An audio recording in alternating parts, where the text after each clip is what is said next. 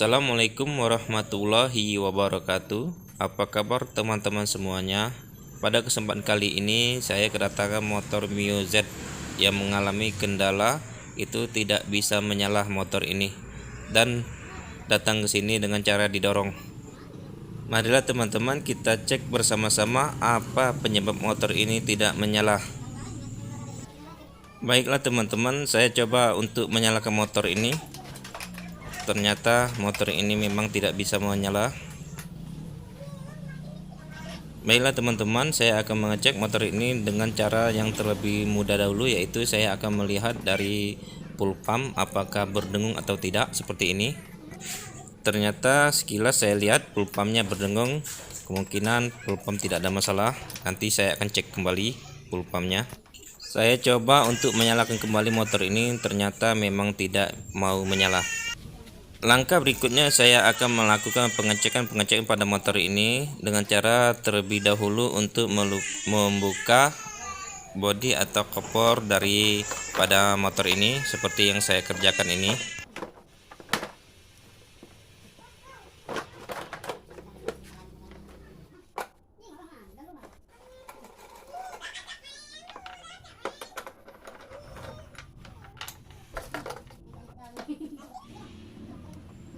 Saya akan membuka baut-baut yang ada pada bodi motor ini.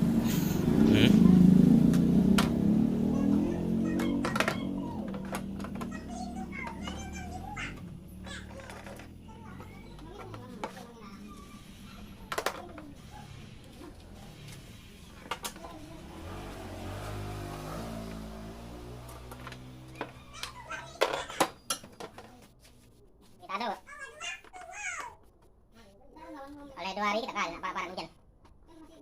Mantap itu kue tadi. Setelah baut-bautnya terlepas, lalu saya akan melepas baut-baut dan akan melepas baterai atau aki pada motor ini.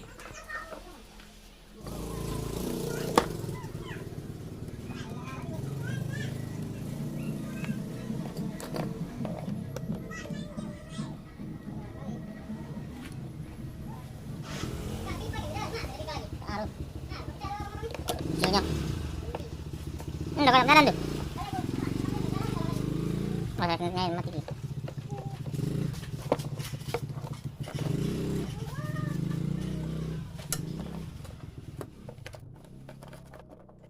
Setelah baterai atau aki pada motor ini saya lepas, selanjutnya saya akan melepas bagasi dan jok pada motor ini. Sebelum saya melepas bagasi dan joknya, kita akan melepas kabel jalur aki yang saya lepas tadi, seperti yang saya contohkan ini.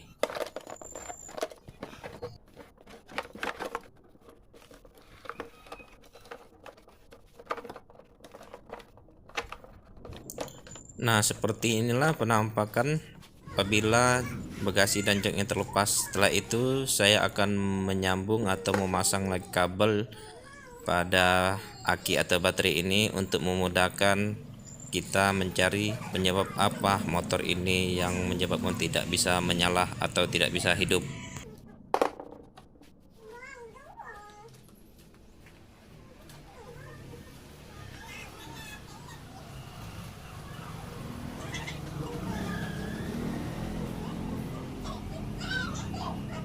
Saya akan mengecek terlebih dahulu kuil pada motor ini. Kuil ini akan menyambungkan api dari kuil ke busi, seperti yang saya kerjakan ini. Setelah kabel aki pada motor ini sudah saya sambung, sudah saya pasang, saya akan mengecek pada api yang ada pada kuil ini, apakah mempunyai api, apakah tidak. Kunci kontak kita on-kan terlebih dahulu. Setelah itu saya akan melihat apakah motor ini dari kuilnya mengeluarkan api atau tidak, seperti yang saya contoh ini. Setelah itu kita selah engkel motor ini, ternyata mengeluarkan api cukup besar seperti ini. Kuil bisa dipastikan itu bagus atau tidak mengalami kerusakan. Setelah itu saya akan mengecek full pump yang saya tunjuk tadi, apakah mengalami kerusakan atau tidak, dikarenakan tadi pada saat awal pertama saya cek itu berdengung, dan saya akan melihat apakah bensinnya mengeluarkan cukup deras atau tidak. Seperti yang saya kerjakan ini, pertama kita cabut selang full pumpnya, lalu saya akan lihat di sini apakah full pump ini, ternyata full pump ini mengeluarkan bensin cukup deras dan tidak mengalami kerusakan. Full pump dinyatakan bagus seperti ini. Setelah full pump dinyatakan bagus, saya lanjut ke pengecekan bagian injektor atau injeksi pada motor ini seperti ini. Soket kita sambung kembali, terus nanti saya akan selah kunci on, kunci kontak kita on kan. Setelah itu saya selah, ternyata injeksi pada motor ini bermasalah karena dia menyemburkan bensin itu tidak seperti kabut, karena injeksi ini bertujuan menyemburkan bensin seperti kabut. Seperti inilah contoh-contoh injeksi mengalami kerusakan. Dia tidak berkabut, malahan menyembur seperti itu penyebab motor ini tidak bisa menyala. Setelah itu saya akan coba untuk melakukan pergantian injektor atau injeksi. Saya ganti dengan menggunakan produk original supaya bisa tahan lebih lama.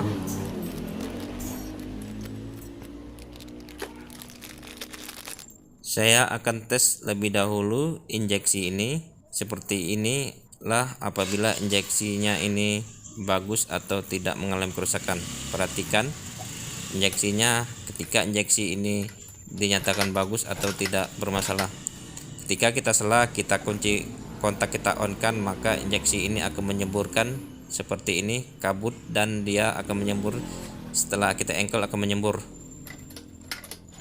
seperti ini. Itu dinyatakan injeksi yang bagus atau tidak mengalami kerusakan. Setelah kita temukan penyebab motor ini tidak mau menyala dan kita sudah melakukan pergantian spare partnya, yaitu mengganti injeksi motor ini, maka kita akan pasang kembali injeksi yang baru ini. Sebelum kita pasang injeksi yang baru ini, kita ambil dulu seal karet yang ada pada injeksi lama, kita pindahkan dulu ke injeksi yang baru karena injeksi yang baru tidak memiliki seal karet. Setelah itu kita pasang injeksi ini, kita pasang dulu selang pembensinnya. Setelah itu kita pasang soket listrik yang mengalirkan api ke injeksi. Setelah itu kita pasang injeksinya.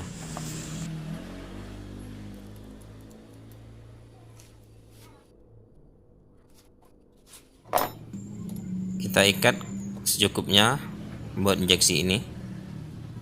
Setelah kita ikat merasa cukup buat injeksi, kita pasang pengunci selang pembensin ini. Setelah itu kita akan tes kembali motor ini apakah menyala atau tidak setelah melakukan pergantian injeksi.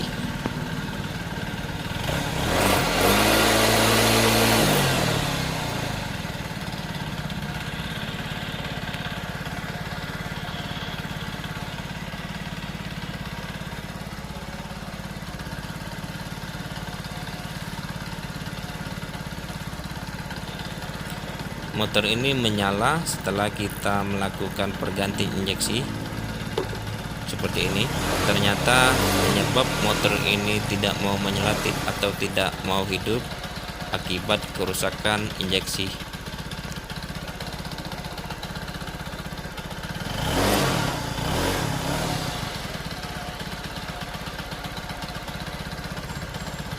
Apabila motor teman-teman mengalami gejala yang sama, yaitu tidak bisa hidup atau tidak bisa menyala, lakukan hal-hal yang seperti saya contohkan itu, yaitu dengan cara mengecek yang terlebih mudah dahulu, yaitu kita lihat pertama tadi saya melihat, yaitu saya selah motor ini atau saya engkol itu kompresinya padat, yaitu ketika kita engkol maka terasa berat pada engkolan, itu menyatakan kompresi tidak bocor atau kompresinya padat.